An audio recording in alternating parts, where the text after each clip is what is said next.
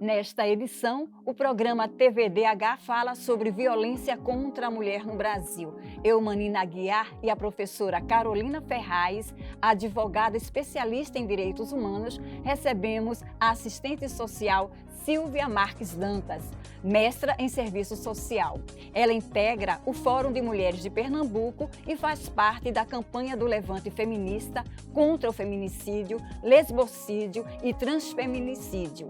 Começa agora o programa TV Direitos Humanos. O TVDH é uma iniciativa da Cátedra Unesco Unicap de Direitos Humanos, Dom Helder Câmara, produzido por estudantes de jornalismo do projeto de extensão EducomDH, Educomunicação e Direitos Humanos na Mídia, numa parceria com a Cátedra Luiz Beltrão de Comunicação, o Centro Dom Helder Câmara de Estudos e Ação Social, o Movimento dos Trabalhadores e Trabalhadoras Rurais Sem Terra, o MST, o Centro das Mulheres do Cabo e o Centro de Cultura Luiz Freire.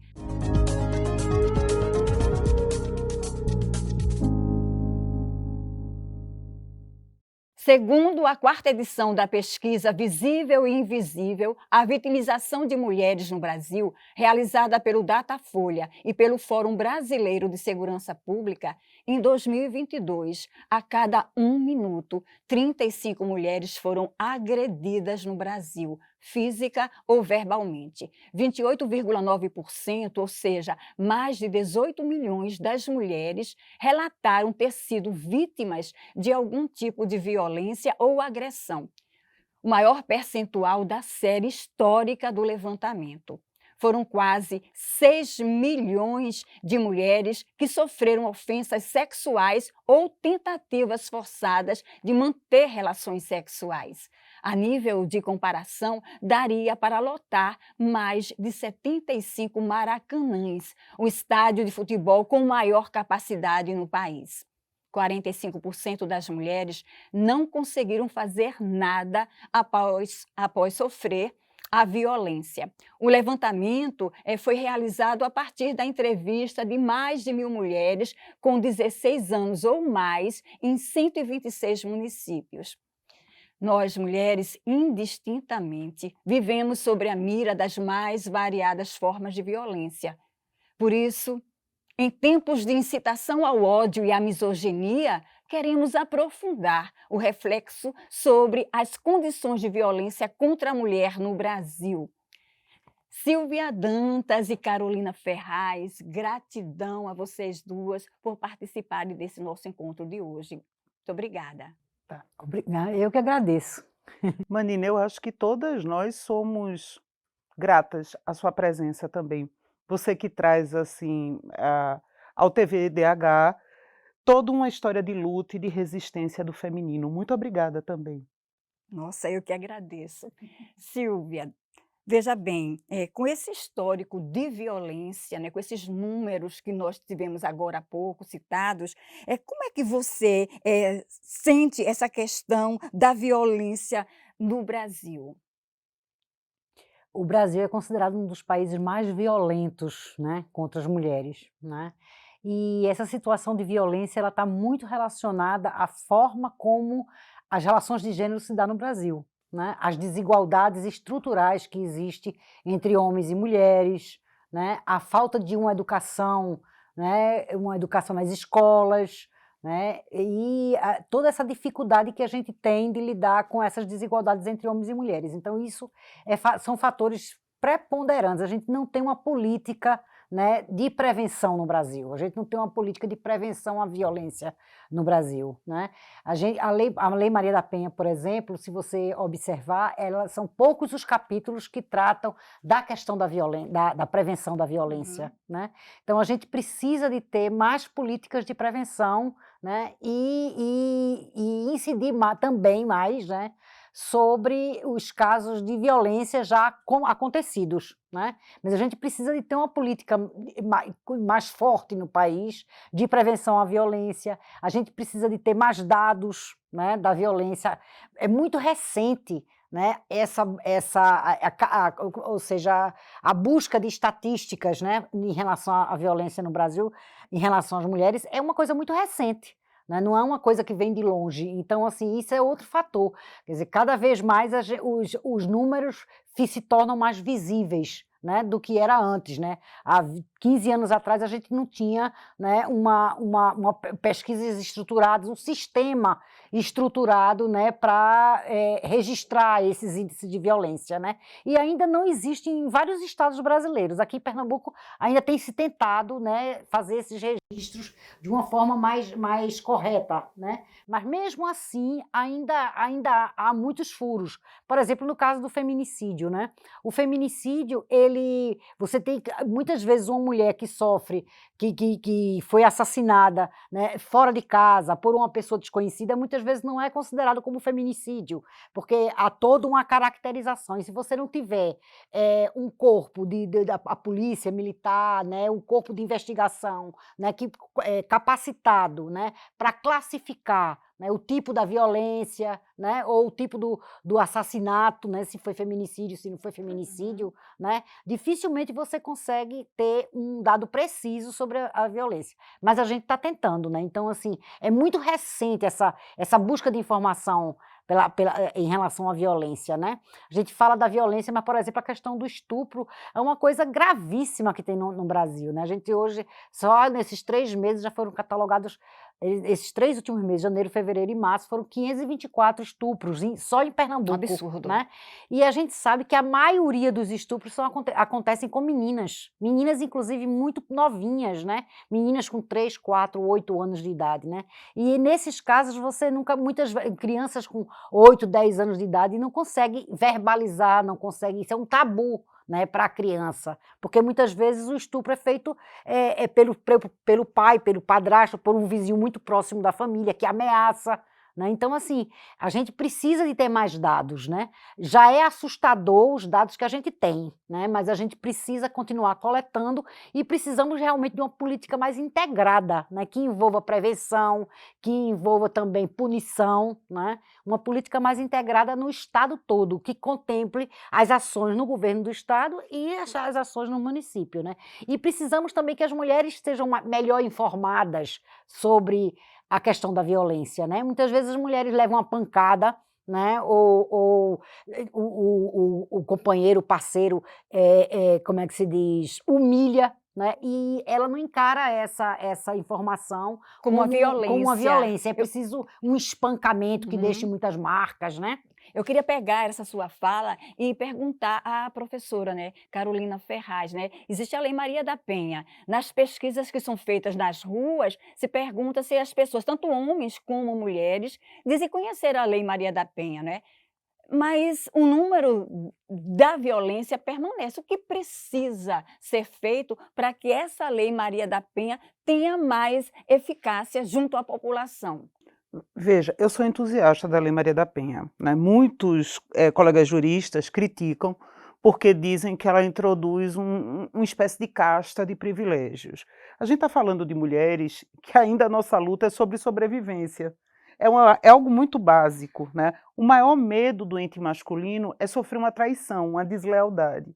O maior medo, né, das mulheres é não conseguir sobreviver para, por exemplo, criar seus filhos, manter, né, as suas atividades, né, sociais, profissionais, que ela desapareça. Então a gente tem, só aí, com relação aos medos, a gente tem esse potencial de desigualdade, essa caracterização. E aí, na fala da Silvia, ela deixa uma coisa muito gritante.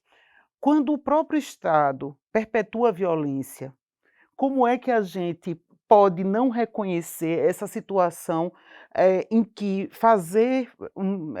construir, atingir uma mulher é algo tão banalizado?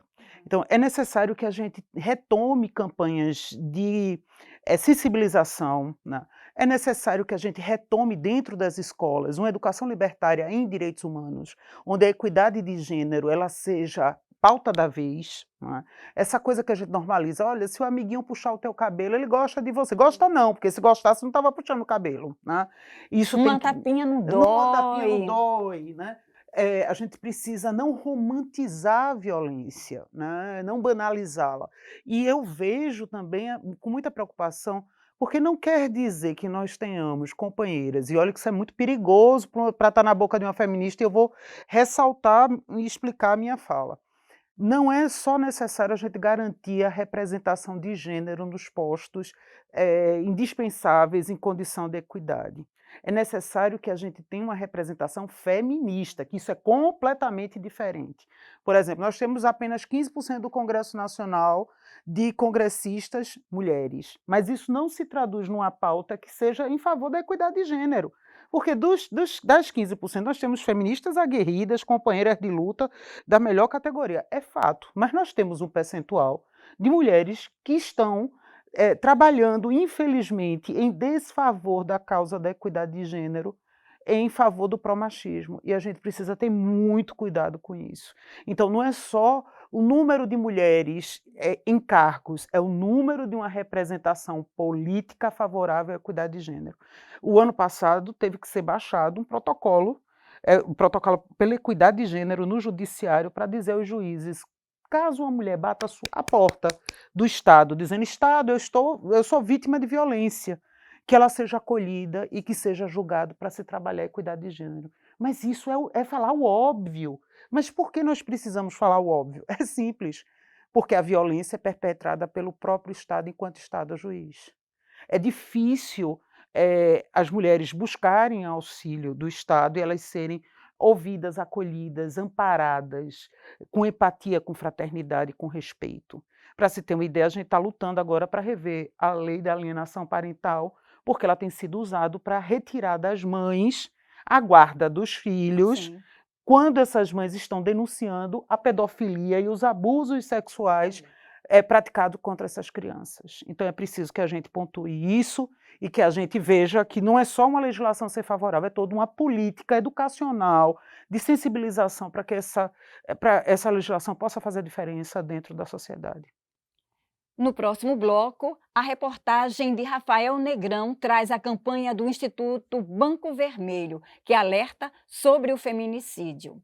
A gente volta daqui a pouquinho.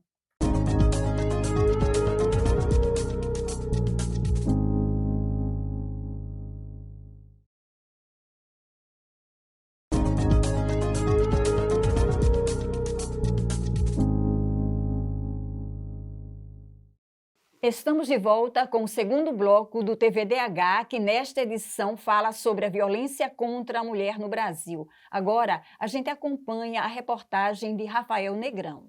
O Brasil é o quinto país que mais mata mulheres no mundo, segundo o mapa da violência. No Recife, foi criado no ano passado, no 25 de novembro, Dia Internacional pela Eliminação da Violência contra as Mulheres, o Instituto Banco Vermelho, que é mais um aliado no enfrentamento à violência de gênero. A ideia surgiu de transformar um luto em luta. Tanto Andréa quanto eu perdemos amigas para o feminicídio. E no início, a nossa intenção era homenagear Renata e Patrícia. E aí, quando a gente conseguiu trazer esse movimento para o Brasil, a gente entendeu que ele já acontecia em outros países. A gente se inspirou nessa iniciativa internacional. Então, trouxemos e inauguramos no dia 25 de novembro do ano passado, que é o dia de combate ao feminicídio, ao movimento internacional. E aí, até então, movimento, ele ganhou muita força nacional e a gente entendeu que não era sobre Renata e Patrícia, era sobre vítimas de feminicídio. Foi, então, criado o Instituto Banco Vermelho e, desde novembro de 23, a gente vem aí nessa frente de atuação, onde a nossa bandeira é o feminicídio zero. Paula Limonge, diretora do Instituto Banco Vermelho, revela os locais que os bancos foram instalados no Recife e que o projeto já foi aprovado a nível municipal, estadual e federal.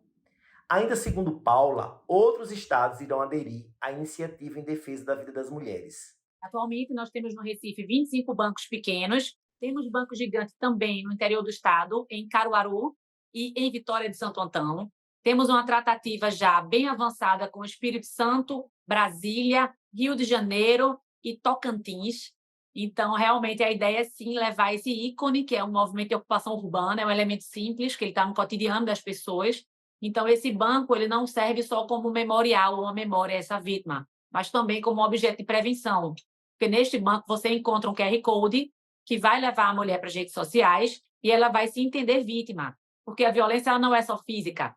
Muitas mulheres acham que porque não sofrem agressão física, não são vítimas de um relacionamento abusivo, quando, na verdade, temos 5 tipos de violência. Então, o Banco Vermelho ele chega no espaço urbano para que possa esclarecer e dar voz a essas mulheres e falar que elas não estão sozinhas. Paula reforçou que é um dever de toda a sociedade combater as diversas violências contra as mulheres e que o feminicídio não deve nem pode ser tolerado. O nosso trabalho aqui, enquanto sociedade, enquanto instituto, é tirar essa mulher da bolha no meio do caminho, para que ela não vire o número. Então, essa é a função do Banco Vermelho. E por isso a gente fala feminicídio zero. Porque quando a gente salva essa mulher ali, a gente evita essa morte. Então, é dever de toda a sociedade falar sobre o tema. Na sua casa, na sua igreja, na sua escola, no seu grupo de conversa. Eu acho que só a informação é que vai mudar esse cenário e a educação e cultura junto. Silvia, o que você achou dessa iniciativa? Eu acho que a gente está vivendo um momento em que a gente tem que denunciar, né? A gente tem que denunciar para a sociedade e tem que se indignar. Então, quanto mais campanhas de comunicação, né, que apresente, que mostre essa indignação, é fundamental, né? A gente precisa que isso seja colocado, que seja a sociedade inteira seja colocada na discussão para que a sociedade se coloque, como vê essa questão. Então, assim, iniciativas como essa nós achamos muito válidas, né? É o caso, por exemplo, da gente, né? O Levante Feminista. Isso, né? Então a gente tem uma campanha nacional, né?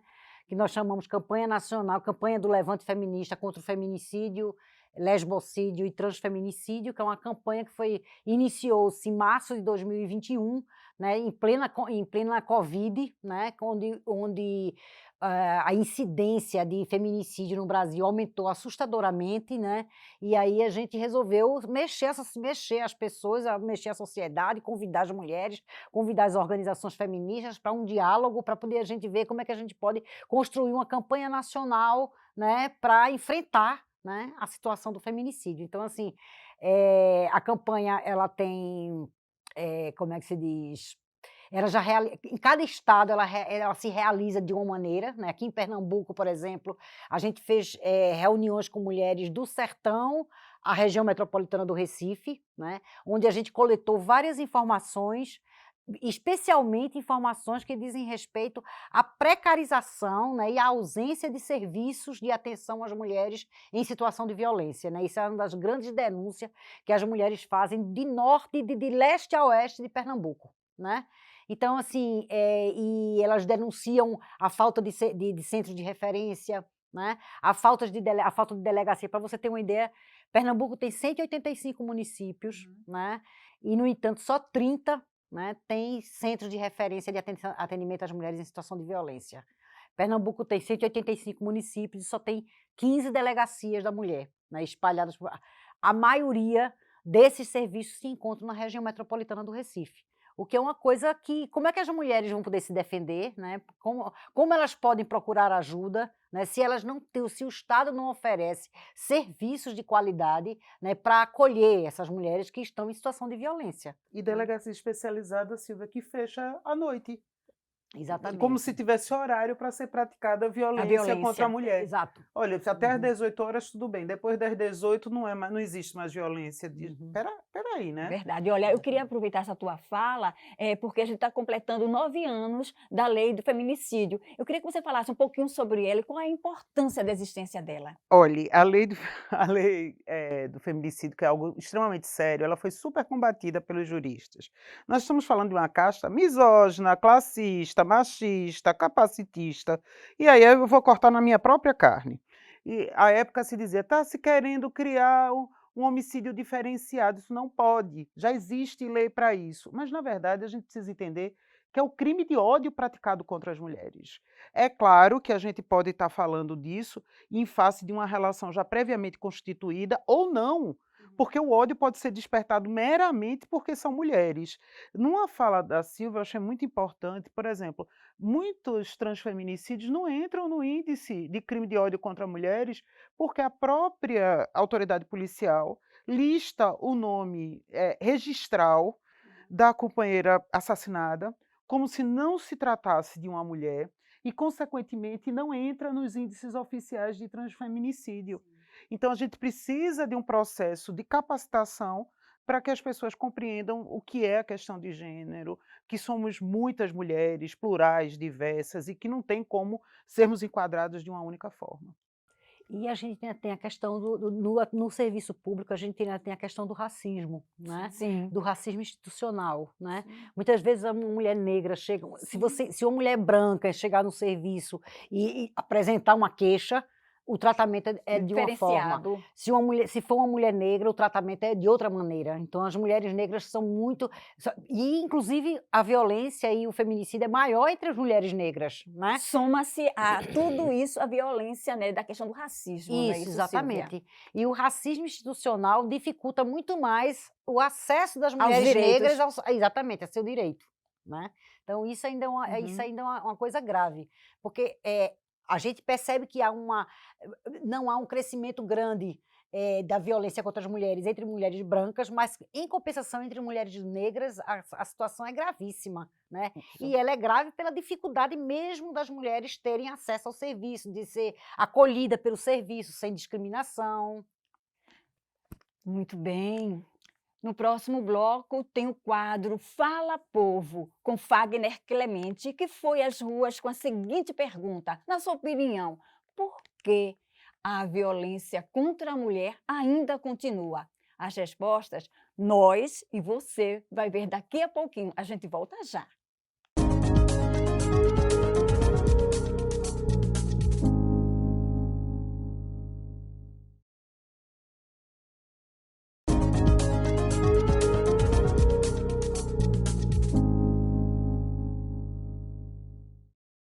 Estamos de volta com o terceiro bloco do TVDH, que nesta edição fala sobre a violência contra a mulher no Brasil. Agora, vamos ouvir o que dizem as ruas. É hora do quadro Fala Povo, com Fagner Clemente.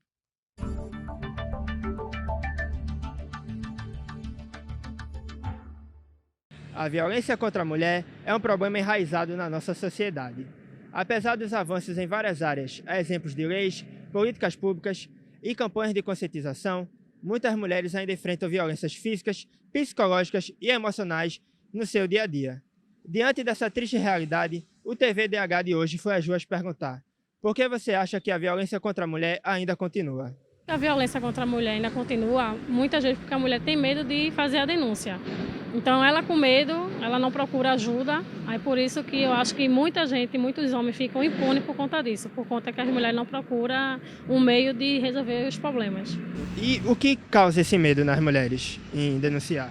O principal medo de morrer, né? De ele matar ela porque denunciou, porque ele vai ser preso, então acho que ela tem medo dessa consequência. Porque tem muitas mulheres que deixam de denunciar porque são coagidas pelos seus parceiros, né? Então eu acho que isso também dificulta muito. A mulher ela tem que se expor mais em denunciar, em ter coragem de ir à frente, de ir a fundo e mostrar para ela quais são os direitos dela. É uma questão mesmo de educação, né? E a educação tem que vir de base. Eu acredito em dias melhores, mas é tudo uma construção, certo? A mulher não é nem reconquistar o respeito, que nunca houve, né? É conquistar mesmo. E é o começo, é um processo longo e demorado e sofrido, infelizmente. Eu acredito que, na maioria das vezes, pelo fato das mulheres serem ainda submissas, né, e depender, pela dependência financeira, né, pelo medo, pela segurança, que muitas vezes, quando elas vão denunciar, existe aquela medida protetiva, mas que a gente sabe que, mesmo com a medida protetiva, eles podem fazer, né, e podem chegar às vias de fato. Eu gostaria de começar com você, Carolina Ferraz. O que você achou das respostas? Eu acho que é preciso que a gente ressalte que no início, quando entrou em vigor a lei do feminicídio, houve uma leve baixa e redução dos homicídios praticados em face da existência da questão de gênero, porque eram mulheres, porque era uma questão de ódio contra as mulheres. Mas isso tomou outra proporção logo após também, né, a ascensão ao poder, né, do ex-presidente da República e tudo que foi incorporado no não exercício de políticas públicas em direitos humanos. Porque, na verdade, é preciso que a gente frise todo o desmantelamento das políticas públicas em direitos humanos, a desarticulação E isso tá se resultando na atualidade, né, com o número cada vez maior de violência contra as mulheres, de crimes contra as mulheres e de mortes das mulheres por tudo que não foi feito durante os 4 anos da gestão anterior. Silvia Dantas. Eu gostei muito das respostas das mulheres. Eu achei que elas estão muito conscientes, né, do que causa, do que motiva, né, a violência contra as mulheres. E é verdade, é isso mesmo, né, que elas colocaram. E eu queria acrescentar que a questão das políticas públicas, né, que eu estava colocando anteriormente, né. Pernambuco não tem uma política integrada de atenção às mulheres em situação de violência. E quando eu falo integrada, é uma política que diga qual é a responsabilidade do governo do estado, qual é a responsabilidade dos municípios, né? Como é que quando uma mulher está em situação de violência, a quem ela recorrer, qual é o serviço? O serviço é municipal, é estadual. O que o Pernambuco tem é apenas serviços fragmentados, né? Um em cada município, ou seja, 30 serviços em Pernambuco, né? 30 centros de referência e 15 delegacias, que não se comunicam, que não se articulam, que não constroem uma ação conjunta. Então, falta realmente, por exemplo, serviços de saúde, né? Uma mulher que é estuprada, engravida, ou precisa de ir para o serviço de saúde. A gente não tem em todos os municípios, né, unidades de saúde que atendam as mulheres que sofreram uma situação de violência e de estupro. Silvia, e né? quando vão, ainda são revitimizadas, criminalizadas pelo ato de estar, né, Exatamente. exercendo um direito seu. Por Exatamente. falar em direito, dentro do campo jurídico, da formação dos novos profissionais, como é que você vê a questão da violência contra a mulher com relação aos estudantes de direito? Veja, hoje nós temos um número bem interessante. No passado, nós tínhamos uma faculdade de direito eminentemente masculina. As mulheres eram minoria e os homens eram maioria, mas maioria, assim, absurda. Hoje, o número majoritário são de mulheres. Mas isso ainda não se traduz numa mudança considerável. A partir desse próximo juramento, nós passaremos os homens em número de advogadas inscritas na OAB nacional, né? E isso se traduz? Não. A última campanha de paridade de gênero da OAB, do Conselho Federal, era 30% de mulheres no Conselho Federal. 30% não é equidade de gênero, Silvia. 30% não é equidade de gênero, Manina. A gente está falando de 50-50, nada menos do que isso, a gente pode lidar como sendo equidade. Pernambuco, honrosamente, foi um dos últimos estados a contar com mulher no Tribunal de Justiça. Nós temos ainda uma única desembargadora, né? E foi, junto ao Piauí, o dos últimos a ter ingresso desembargadoras no quadro do Tribunal de Justiça. Isso se traduz. Pernambuco acabou de ter a eleição da primeira mulher, mas isso não se traduz com a Assembleia Legislativa, com equidade de gênero, isso não se traduz em políticas voltadas ao feminino, muito pelo contrário. A gente precisa quebrar com velhas políticas, velhos comportamentos e realmente numa perspectiva de representação pró-mulheres, né, e que seja favorável à equidade e ao protagonismo de outras mulheres também. Silvia, nas entrevistas também se falou muito na questão do medo. Como as mulheres podem enfrentar esse medo, né? E onde buscar ajuda? Uhum. Olha, o medo, ele é causado especialmente por falta de ter serviços, né, de enfrentamento próximo de você. Outra razão do medo é a falta de apoio na família, né, apoio de amigas, né, então as mulheres se sentem como procurar ajuda, como procurar uma pessoa que possa dividir essa angústia, né, esse medo, enfim. Então esse né, é o desamparo, na verdade o medo é provocado pelo desamparo, né, e se você não tem serviços que lhe garanta isso, esse medo continua perpetuando-se, né.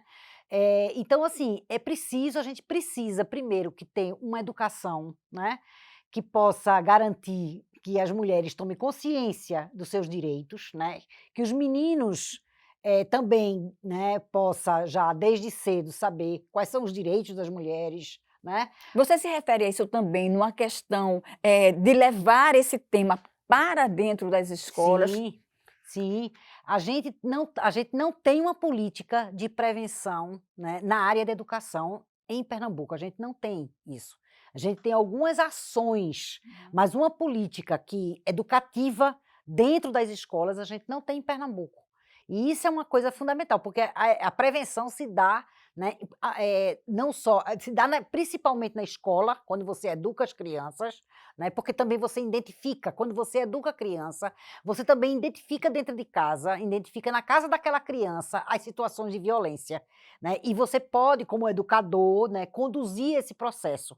Não existe orientação ao educador de como quando você encontra famílias em situação de vulnerabilidade à violência, como você pode conduzir essa situação? Isso não existe. Então, assim, falta muito políticas de prevenção, políticas que não deixem que as situações de violência se estendam ao agravamento da situação, né? Então, falta isso, né? Então, assim, às vezes a própria escola dificulta, né, isso ser discutido na escola por medo, né, de represália, etc., né?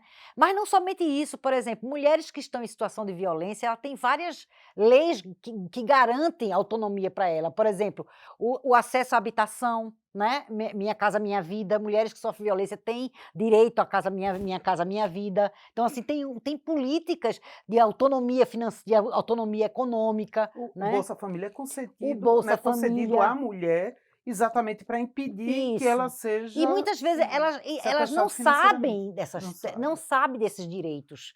Então, assim, então um desamparo, né, ela precisa de conhecer esses direitos para que ela possa se sentir segura para reivindicá-los, né? E acho também, complementando, Silvia, a questão de saúde psíquica, mental.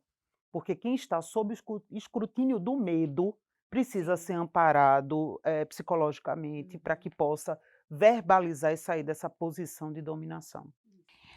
No próximo bloco, tem o quadro Educar para os Direitos Humanos com Cecília Nascimento. É quando as nossas convidadas respondem uma pergunta feita por você que acompanha o TVDH. Até já!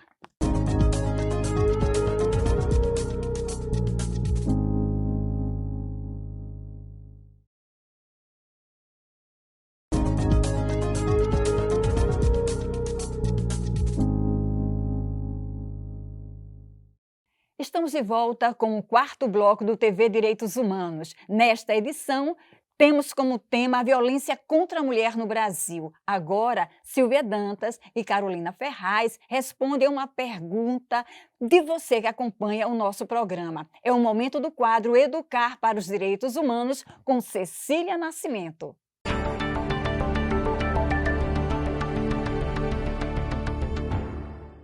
Muitas mulheres sofrem diversos casos de violência ao longo da vida, seja assédio, abusos emocionais ou psicológicos ou até mesmo físicos. E muitas delas não conseguem denunciar, seja por medo ou dependência. E por isso é necessário que existam projetos para que as mulheres consigam enfrentar esses casos de violência. Pensando nisso, a tesoureira Solange Alves fez a seguinte pergunta. O Brasil é o quinto país com o maior número de feminicídio do mundo. Isso só faz com que a gente perceba a perpetuação histórica dessa violência contra a mulher. Eu queria saber, como cidadã, mãe de uma mulher, o que é que o poder público está fazendo para garantir os nossos direitos. A gente agradece a Solange Alves, tesoureira, pela pergunta. O que é que vocês respondem? Silvia. Olha, eu penso assim, as mulheres precisam, o Estado precisa divulgar o máximo possível os direitos que as mulheres têm, as mulheres que estão em situação de violência. Quais são os direitos das mulheres, né? Quais são os serviços disponíveis para ela procurar, certo? E, ao mesmo tempo, o Estado precisa fazer uma política integrada de atenção às mulheres com responsabilidade dos municípios e do governo do Estado. Eu acho que isso é fundamental. Se você tem um Estado que garante esses serviços, que divulga à sociedade inteira, né, os direitos que ela tem, o direito a uma casa própria, o direito a uma Bolsa Família, né? Então, se o Estado, se as mulheres têm essas informações, ela tem ela tem menos medo de procurar os serviços em busca de seus direitos para sair da situação de violência, né? Então, é preciso que o Estado seja mais ativo nisso aí. E o Estado ainda é muito passivo diante dessa situação da violência, né? O Estado coleta as estatísticas da violência, o Estado instala serviços, mas o Estado não é proativo, né, para dialogar, para divulgar à sociedade quais são esses direitos. Isso é fundamental, porque eu, sabendo dos meus direitos, vou procurar, né? Então, assim, e isso não existe. Você não tem isso, as mulheres não sabem onde procurar esses direitos, nem sabem que esses direitos existem, né? Então, isso é o que causa o maior medo. Carolina Ferraz, né, no campo jurídico, né, como é que a sociedade, como é que as mulheres, os grupos organizados podem estar pressionando os poderes públicos para executarem a política, né, de enfrentamento à violência contra a mulher? O que tem sido feito? Nós temos um grupo bastante aguerrido das advogadas feministas no Brasil inteiro, que tem atuado em defesa das mulheres e na defesa da construção de políticas públicas acolhedoras à perspectiva, né, inclusive do julgamento com a equidade de gênero. Nós somos poucas, considerando o número, né, de pessoas do sexo feminino dentro do país, mas nós somos bastante aguerridas.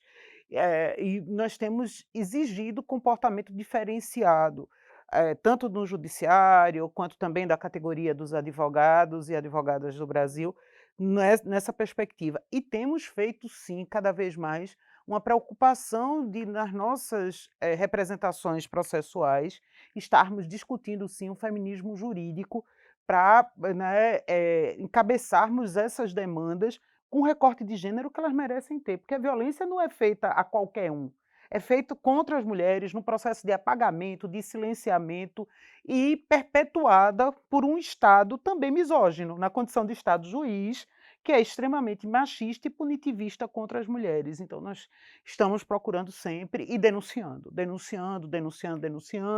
batendo, né, em busca de interlocução tanto com a União quanto os estados e os municípios. Silvia, eu lembro do dossiê que vocês fizeram, né, nessa pesquisa que foram para o estado de Pernambuco, e eu sei também que vocês deram passos também para fazer com que o estado de Pernambuco cumprisse. Diz para a gente mais ou menos como foi esse processo. Exatamente. Esse dossiê é resultado das reuniões que nós fizemos com as mulheres do Sertão, a região metropolitana do Recife. Nós fizemos um dossiê e apresentamos para o Ministério Público a gravidade da situação em Pernambuco, né? E aí, a partir daí, o Ministério Público fizemos uma lista de reivindicações, e aí, a partir daí, está se criando diálogos com o governo do estado, com a prefeitura do Recife, para que veja a necessidade da ampliação de recursos de políticas de enfrentamento à violência contra as mulheres, né? Mas eu queria colocar uma questão que eu acho que é a questão do medo, né? Eu acho que as mulheres precisam se envolver na luta pelo enfrentamento à violência contra as mulheres. Quando uma mulher passa a participar dos processos de mobilização para o enfrentamento à violência, ela mesma sai da violência. Eu conheço muitas mulheres que começaram a participar dos movimentos de enfrentamento à violência contra as mulheres e, a partir daí, elas mesmas saíram também da situação de violência. Então, é muito importante que que uma mulher chame a outra, convide a outra para participar desses movimentos, participar dessas ações, se engajar. Sabe? O engajamento leva você a se enfrentar e dizer, não, eu posso lutar contra a minha situação em que eu estou vivendo de violência. Qual foi a reação dessas mulheres, principalmente do interior, do sertão, quando chegava o Levante Feminista para tratar de um tema que é tão difícil, duro, dolorido e tão acobertado pela sociedade machista? A primeira coisa que elas diziam é que elas não tinham ideia de que elas estavam sofrendo a violência. Primeira coisa, elas não tinham essa ideia. A percepção da condição de vítima, né? A condição de que tá vivendo a violência, né? Porque às vezes elas eram humilhadas, né? E não sabia que isso era uma situação de violência, né? Que o companheiro roubou a sua carteira de identidade, certo? Para ela não sair de casa, né? E essa situação, elas começam a se dar conta quando elas vão participando de grupos de mulheres, né? Então elas vão se dando conta que elas estão vivendo situações de violência. E aí elas começam a se empoderar para sair dessa condição de violência, né? Então, isso é fundamental. E outra coisa também é assim, as mulheres, principalmente as mulheres negras, as mulheres negras precisam se engajar em movimentos de luta de mulheres negras, porque essa condição da negritude, certo? Que é uma condição onde, porque as mulheres, uma mulher branca que sofre uma violência, ela é tratada de um jeito, ela é vista de um jeito, e a mulher negra, numa situação de violência, ela é vista de um outro jeito. Então então a situação, a vulnerabilidade dela é muitas vezes maior do que a vulnerabilidade de uma mulher branca. Então é preciso que as mulheres negras também se empoderem, se engajem nas suas lutas, se participem dos grupos de mulheres para que elas possam sair dessa condição de violência. Eu quero fazer um outro recorte. Eu acho que as mulheres negras, inegavelmente, Silvia, mas as mulheres com deficiência, que são muito apagadas, invisibilizadas, também, dentro do capacitismo que a gente vivencia na sociedade, e as mulheres que integram a diversidade sexual. Então, a gente precisa pontuar aqui as nossas companheiras lésbicas, as nossas companheiras trans, como elas são apagadas dentro do processo de luta. E a gente precisa reivindicar sempre que elas se acompanhem, estejam conosco, num processo de aquilombamento que só as mulheres sabem fazer umas com as outras. Porque se a gente for observar, né, Manina, na hora que uma cai, quem chega para nos levantar é uma outra companheira. Na hora que uma precisa de uma cobertura numa delegacia, normalmente quem está lá acompanhando é outra mulher, é uma advogada, é uma mulher que se coloca ali para denunciar junto. Então, nós somos umas pelas outras. O amparo, o acolhimento, o soror, né, da sororidade, a fraternidade feminina, que é a sororidade, ela é muito presente nesse Ela ato salva de cuidar. vidas. E salva vidas. Bom, minha E gente, só- depois... Eu vou só colocar uma coisa que ela colocou, que eu acho interessante, que é importante, né?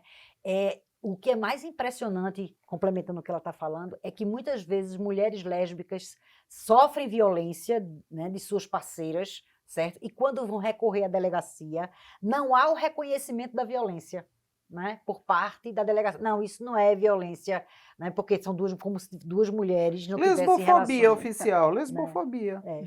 Então, assim, essa situação também é... bastante complicada. Bom, depois do intervalo tem o quinto e último bloco desta edição do TV Direitos Humanos. Daqui a pouco a gente está de volta.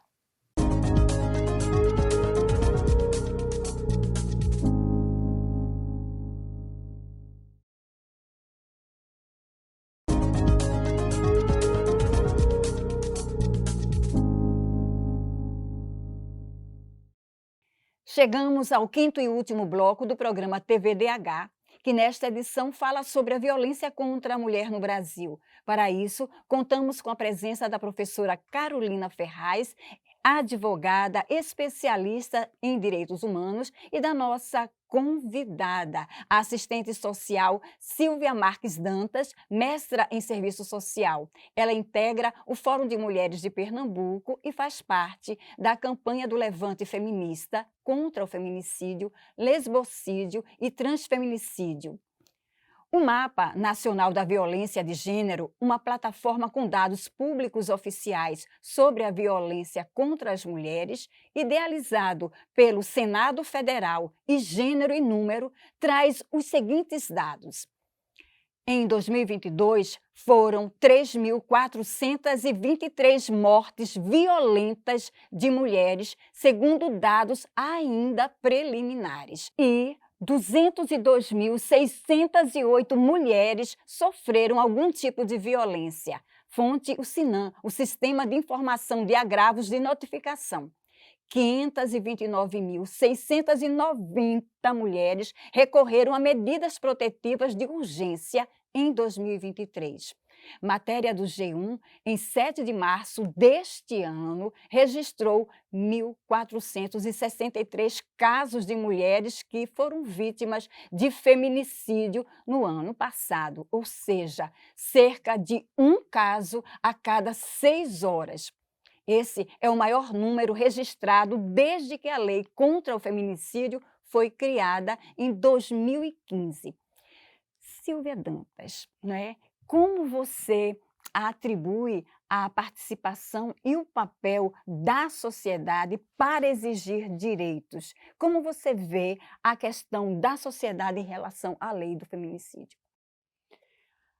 Na verdade, todas as legislações referentes aos direitos humanos das mulheres, né, elas teve uma grande participação dos movimentos feministas, né? Os movimentos feministas foram protagonistas, né, da lei do feminicídio, da Lei Maria da Penha. Foi criado um grupo de advogadas, né, em que essas advogadas elaboraram a lei com base no todo o debate que o movimento fazia em relação à necessidade de uma política, né, de enfrentamento à violência contra as mulheres. Então, assim, todas as legislações que dizem O respeito movimento levou o Brasil a ser condenado na Corte Interamericana de interamericana, Direitos Humanos, né? Por isso exatamente, que surgiu a a Lei Maria da necessidade da Penha. Lei Maria da Do Penha. país responder com uma lei, né, para essa urgência, Foi, né? foi luta do movimento, né? É Uhum. preciso a gente noticiar isso e dar, né, o protagonismo que essas mulheres de luta merecem, né? Foi graças à coragem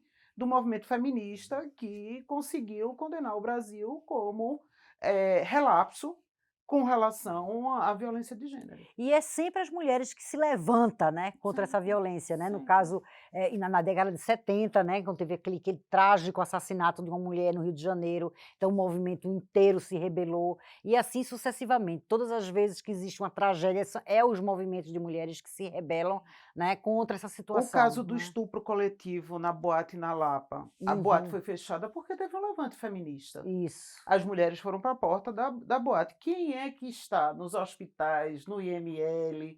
Quem está na porta das delegacias? Silvia, somos nós. É preciso que a gente diga isso.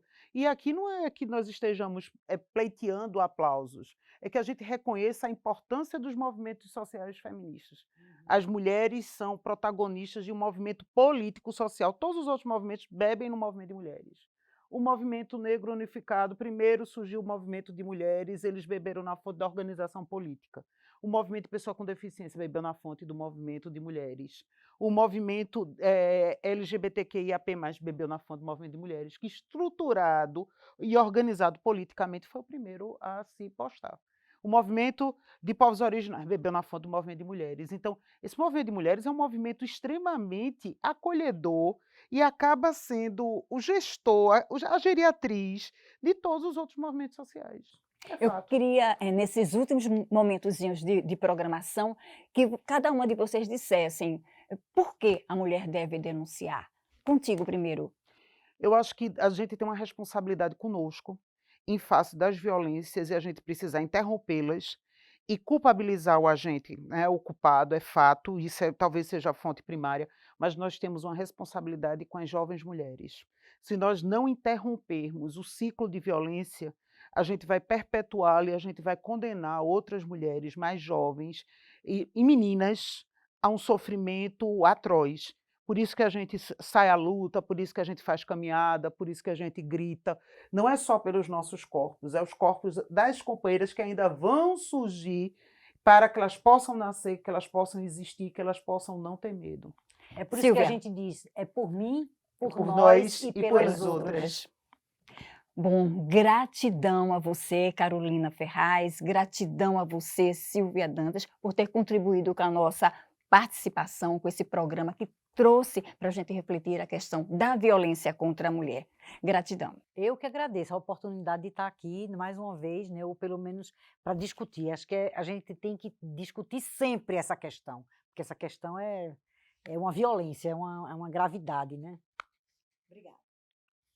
O TVDH é uma iniciativa da Cátedra Unesco Unicap de Direitos Humanos, Dom Helder Câmara, produzido por estudantes de jornalismo do projeto de extensão EducomDH, Educomunicação e Direitos Humanos na Mídia, numa parceria com a Cátedra Luiz Beltrão de Comunicação, o Centro Dom Helder Câmara de Estudos e Ação Social, o Movimento dos Trabalhadores e Trabalhadoras Rurais Sem Terra, o MST, o Centro das Mulheres do Cabo e o Centro de Cultura Luiz Freire. Acompanhe a gente nas redes sociais e traga sugestões. Anota aí, @programa tvdh.unicap. Estamos também no YouTube, nos canais Jornalismo Unicap e Cátedra Dom Helder. Lá você encontra outras edições do programa, sempre com o tema dos direitos humanos. Agradecemos pela companhia e até a próxima vez.